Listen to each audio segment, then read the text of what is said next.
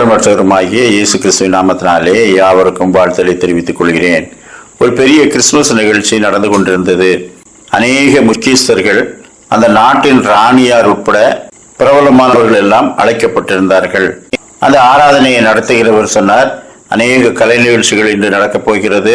இந்த நிகழ்ச்சிகளில் எல்லாம் இடையிடையே உங்களை எழுந்து நிற்க சொல்லுவோம், கைதட்ட சொல்லுவோம், முழங்காற்படியிட்டு ஜெபிக்க சொல்லுவோம். எல்லாரும் அப்படியே அதற்கு செவி கொடுத்து ஆராதனையில் சொல்லப்படுகிறபடி செய்ய வேண்டும். ஆனாலும் வயது முதிர்ந்தவர்கள், பலவீனர்கள், மாற்றுத்திறனாளிகள் அவர்களெல்லாம் அதற்கு கீழ்ப்படிய வேண்டிய அவசியம் இல்லை. அவர்கள் தங்களால் முடிந்ததை செய்து கொள்ளலாம். ஆரோக்கியமானவர்கள் மட்டும் சொல்லப்படுகிறபடி செய்ய வேண்டும் என்று சொல்லிவிட்டார். அப்பொழுது அநேக நிகழ்ச்சிகள் நடந்தது. ஜனங்கள் எல்லாம் அதை பார்த்து கைதட்டி ஆரவாரித்தார்கள். அதிலே ஒரு நாடகம் வந்தது. அந்த நாடகத்தின் இறுதி காட்சியிலே அதிலே பங்கேற்ற நடிகர்கள் எல்லாம் ஒன்று சேர்ந்து கர்த்தரை ஆராதிக்கும் ஒரு பாடல் வந்தது.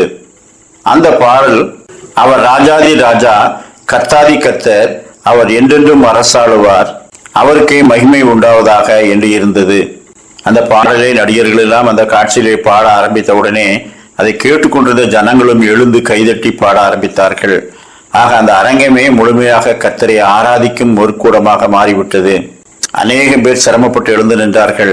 வயது முதிர்ந்த அந்த மகாராணியாரும் அவர் எழுந்து தன்னுடைய கிரீடத்தை கீழே கழட்டி வைத்துவிட்டு உரத்த சத்தத்தோடு அந்த பாடலை பாடி கர்த்தரை ஆராதித்தார். எல்லாரும் ஆச்சரியப்பட்டார்கள். ராணியார் ஏற்கனவே வயது முதிர்ந்தவர். அது மட்டுமல்ல, மகாராணியாருக்கென்று எந்த ஒரு ஒழுங்கையும் யாரும் கட்டளையிட முடியாது. ஆனாலும் அவராக அதை ஏற்றுக்கொண்டு தேவனை பணிந்து கொண்டு அவருக்கு முன்பாக ஆராதனை செய்கிறாரே என்று வியந்தார்கள். அப்பொழுது மகாராணியார் சொன்னார், ஆம், அவர் கர்த்தாதி கர்த்தர், ராஜாதி ராஜா, அவருடைய ஆளுகைக்கு முடிவிராது. மனுஷனுடைய ஆளுகைக்கு முடிவு இருக்கும். மனுஷனுடைய ஆயுசு நாட்கள் மட்டிடப்பட்டிருக்கிறது. ஆனால் என்னென்றைக்கும் இருப்பவருடைய ராஜ்யம் என்னென்றைக்கும் இருக்கும் என்று சொன்னார். பிலிப்பியர் 2:10-11 வசனங்கள். இயேசுவின் நாமத்தில் வானோர் பூதலத்தோர் பூமியின் கீழானோருடைய முழங்கால் யாவும் முடங்கும்படிக்கும் பிதாவாகிய தேவனுக்கு மகிமையாக இயேசு கிறிஸ்து கர்த்தர் என்று நாவுகள் யாவும் அறிக்கை பண்ணும்படிக்கும் எல்லா நாமத்திற்கும் மேலான நாமத்தை அவருக்கு தந்தள்ளினார். லூக்கா 1:33 வசனம். அவர் என்றென்றைக்கும் அரசாளுவார், அவருடைய ராஜ்யத்துக்கு முடிவிராது என்றான். முடிவில்லா ராஜ்யத்தை தேவகுமாரன் உடையவராய் இருக்கிறார். அவருடைய ராஜ்யத்திலே நாம் சேருவோம் என்ற நிச்சயத்தை நமக்கு தந்திருக்கிறார்.